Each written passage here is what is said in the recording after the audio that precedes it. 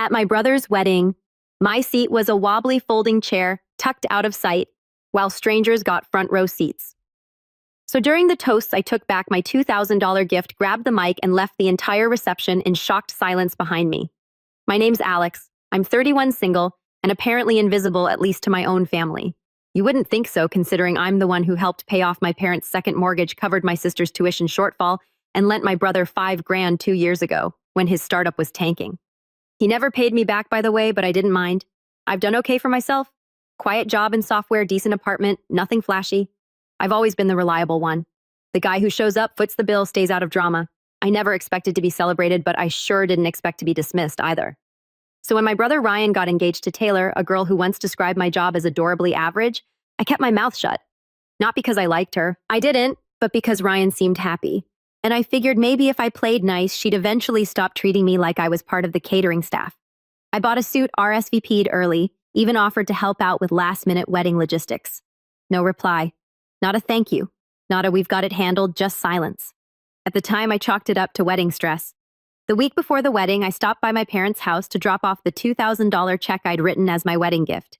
I handed it to my mom with a smile and a little card I'd written by hand. She barely glanced at it.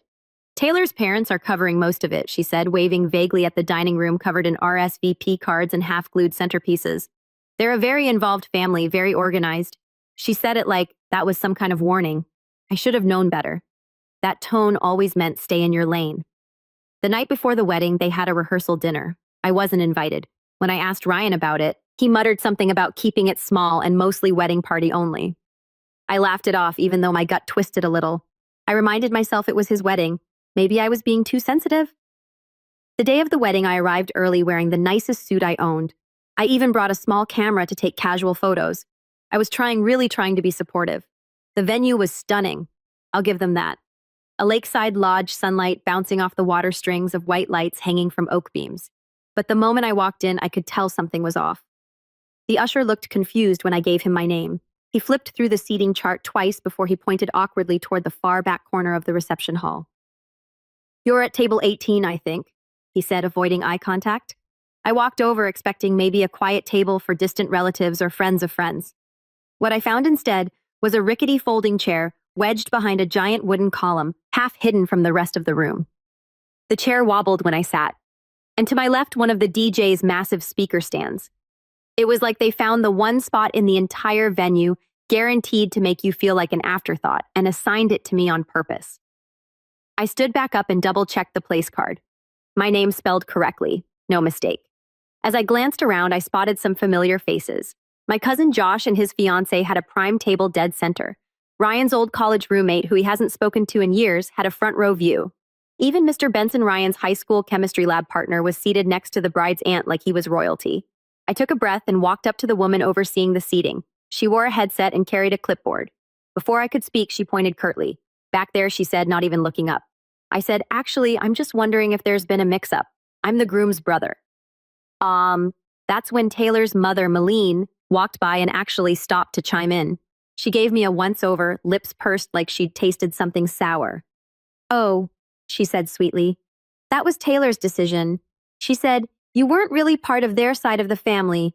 We wanted the close family up front." I stared at her. "I'm his brother." She shrugged, then added with a patronizing little smile, "But you're not in the wedding party, are you?" I didn't say anything. I just walked back to my chair and sat down. Even though my legs were trembling with something halfway between disbelief and rage, I couldn't even see the head table from where I was.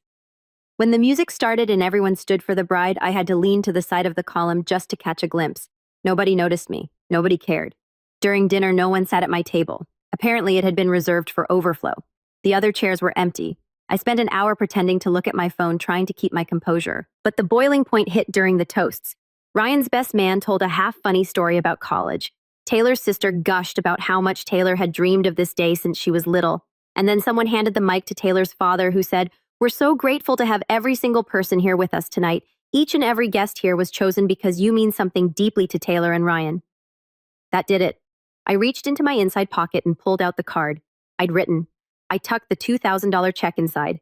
No cash, just a paper check with a small note on the memo line that said, "For your future." I walked up toward the head table toward the mic. I could see people glancing confused. One of the groomsmen furrowed his brow as I approached. I didn't ask permission. I just took the mic. Hi. Sorry to interrupt, I said. I smiled, but it felt tight. The room quieted. I just wanted to say congrats to the happy couple. Truly, may your marriage last longer than my respect for you. And then while the room held its collective breath, I reached over and plucked the envelope from the gift table. There was a small gasp from someone. I don't know who. Ryan's face turned white. Taylor blinked like I just spoke in Latin. Melina across the room looked ready to lunge at me, but I didn't wait.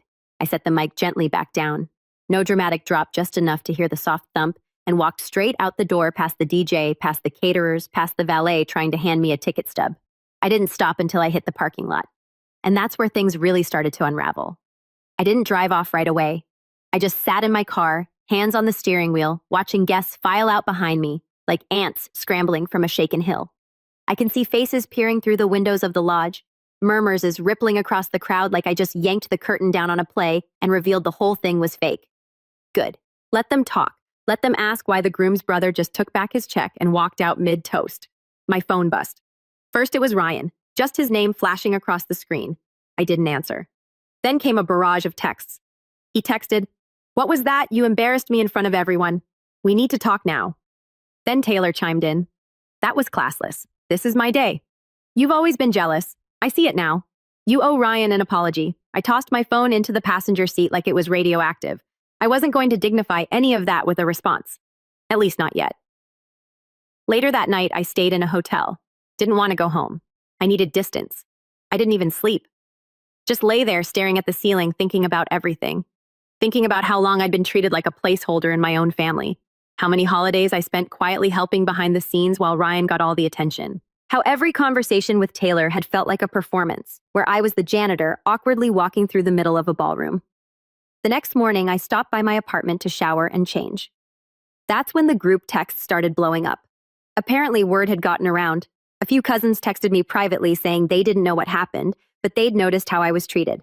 Turns out several people had wanted to sit with me, but they were told my table was reserved. Reserved for what? Humiliation. Then I got a call from Mom. I let it go to voicemail. She left a message in her tight, "Don't you dare disobey me" tone. "Alex, I don't know what's gotten into you, but your little stunt ruined the reception. Ryan and Taylor are devastated. Call me back immediately." I didn't. Not yet. Instead, I took a walk around the city, got a coffee, sat by the river, tried to remind myself that I wasn't crazy, that what happened wasn't just bad manners. It was a statement, a deliberate message.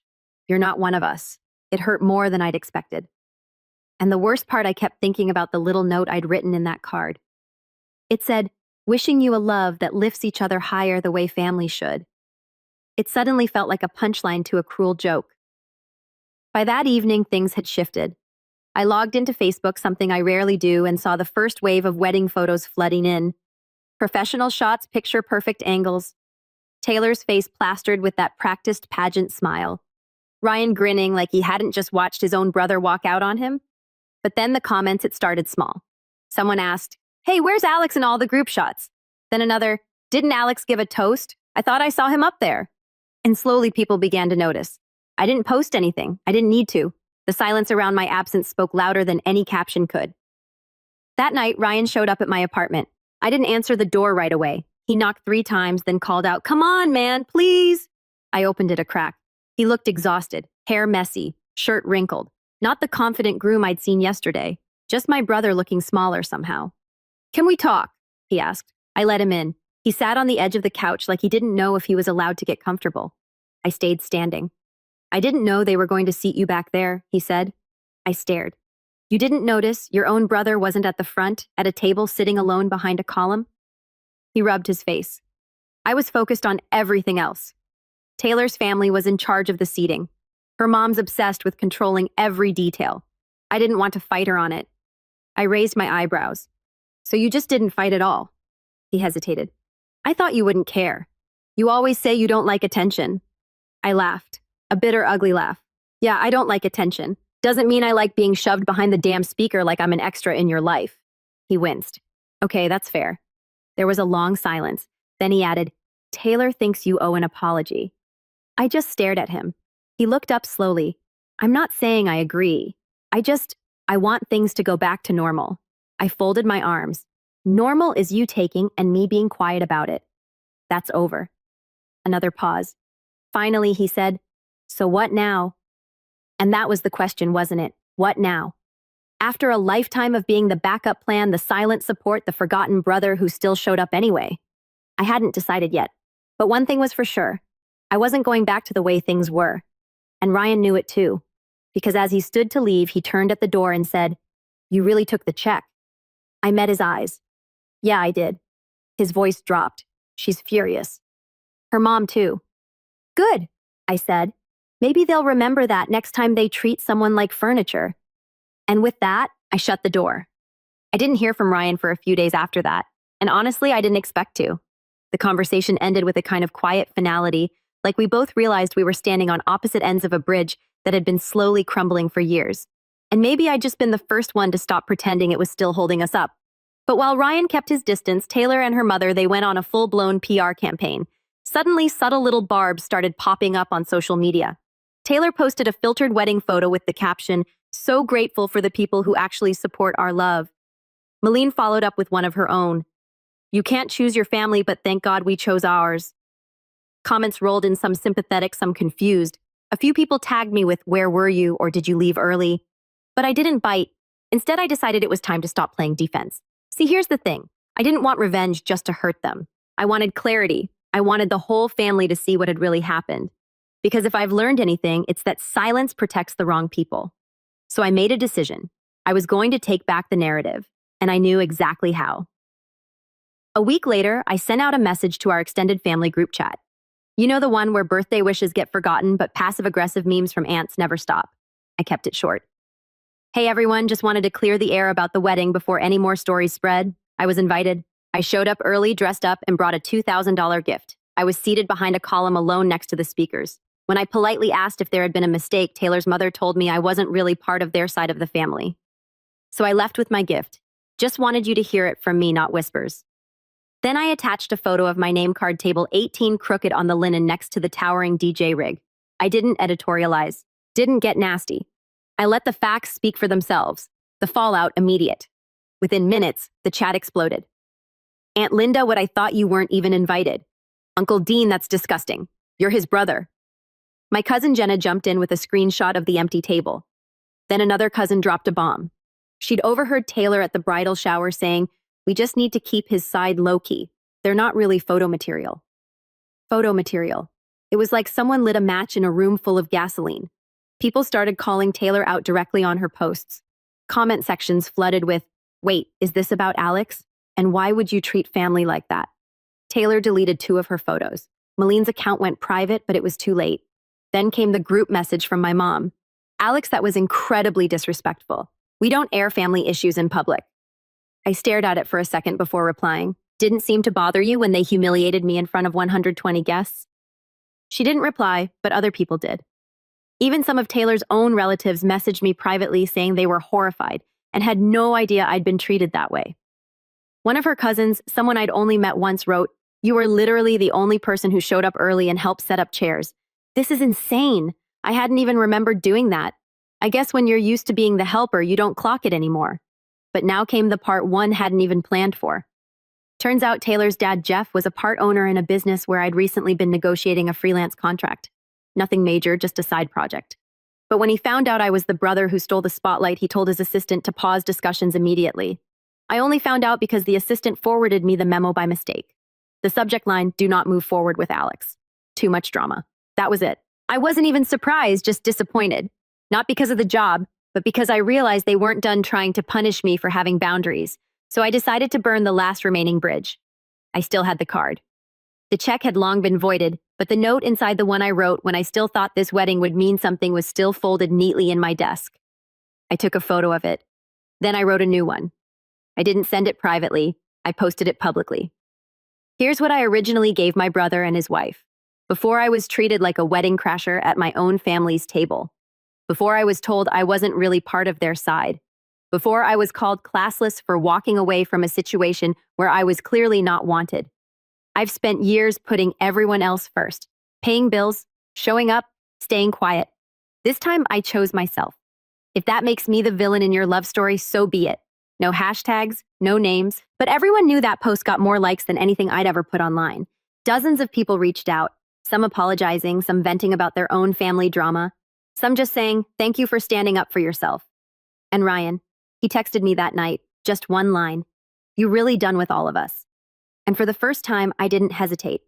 No, Ryan, I'm just done being invisible. I haven't spoken to him since. But I heard from Jenna that the next family gathering Easter brunch at our parents' place was awkward. No Taylor, no Malene, and apparently Ryan looked like he hadn't slept in days.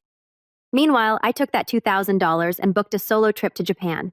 I hiked in Kyoto, ate sushi by myself, sat in silence at a temple, and finally felt peace. Japan was the best decision I ever made. I didn't just go to get away from my family. I want to remember what it felt like to exist outside of them.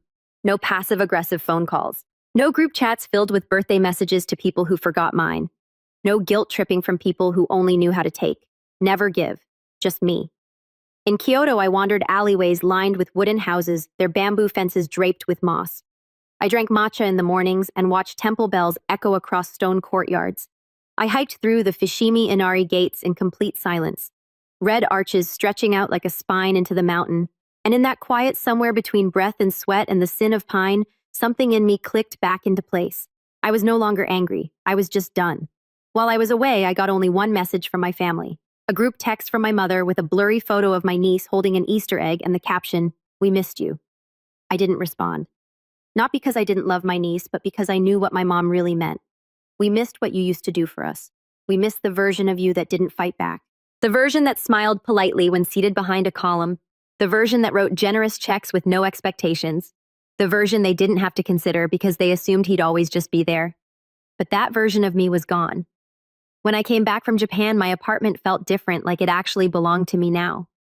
I started redecorating not out of boredom, but with intent. I threw away the worn-out couch that my parents gave me when I first moved out. "It's still good enough for you," my dad had said. I bought a new one. Midnight blue velvet, dramatic, pointless maybe, but mine. Work picked up. I said yes to a few new projects. I reconnected with old friends I hadn't made time for in years. Turns out when you stop bending over backward for people who barely see you, you finally notice all the doors that were waiting to open. But of course, nothing stays quiet forever. It started with my mom. She showed up unannounced one Saturday morning. I heard the knock and saw her through the peephole standing there with a Tupperware of lemon bars like this was some sitcom scene. I didn't open the door. She knocked again, tried to handle. "Alex," she called out. "Are you home?" I waited in silence. She stood there for another minute, then finally left the lemon bars on the welcome mat and walked away. I tossed them in the trash. A week later, I got a letter in the mail. Not a text, not an email. An actual handwritten letter in my father's rigid cursive. "Son, your mother is very upset. We feel this rift has gone on long enough. You've made your point. Let's put this behind us. Ryan and Taylor are trying to move on, and you should too. No family is perfect. Let's have dinner next Sunday and talk this out. You're still our son. We still love you." That it should have made me feel something. It didn't, because here's what that letter didn't say. "I'm sorry." Not once. No acknowledgement of what they let happen. No apology for dismissing me, for ignoring me, for watching me be treated like a stranger and deciding it wasn't their place to interfere. Just a gentle guilt trip wrapped in "let's move on" so they wouldn't have to deal with the truth. So I wrote back. "Dear Mom and Dad, I'm glad you love me, but love without respect is just possession. You raised me to believe in family, but somewhere along the way, that word started to mean the people you tolerate no matter how they treat you. I don't agree. I showed up. I supported all of you for years, quietly, consistently, and when I asked for nothing, you assumed I needed nothing. But when I finally drew a line, you acted like I set the house on fire. You didn't miss me. You missed the version of me who didn't stand up for himself. That person is gone. I'm not coming to dinner. I'm not ready to pretend everything's okay just because it's convenient. If you ever want to have a real conversation with real accountability, I'll be here. But until then, please stop knocking on my door expecting the past to answer. Alex." I mailed it. No dramatic mic drop, no social media post, just a quiet statement of truth sent in the same envelope my father used to reach out. I don't know what they did after reading it. I don't know if they cried or screamed or tore it up. I just know they didn't reply. That silence, that was the loudest apology they could give me. As for Ryan and Taylor, a rumor had it things weren't exactly going great. Jenna told me Taylor had been pushing Ryan to cut ties with toxic influences, which translated from Taylor speak meant anyone who doesn't kiss her ring. Apparently, Ryan resisted. He's stubborn, but not blind. Maybe he finally saw what she was. The last time I saw him was by chance at a cafe mid-morning, both of us alone. We made eye contact. He nodded once. I nodded back. That was it. No words. Just two brothers, both changed, both pretending the weight between them was just air. But you know what? I was okay with that because for once I wasn't looking for his approval. I had already given it to myself. And that might sound small. But when you spent your life being told you're a side character in someone else's story, learning to be the main character in your own is the biggest plot twist there is. I'm not bitter. Not anymore. I'm building something new now. Something that doesn't require me to sacrifice dignity for inclusion. And if someday my family decides to knock on my door with more than lemon bars and hollow letters, if they come with real humility, real apology, real change, I'll listen. But until then, I'll be here, in my blue velvet couch, in my apartment that feels like peace.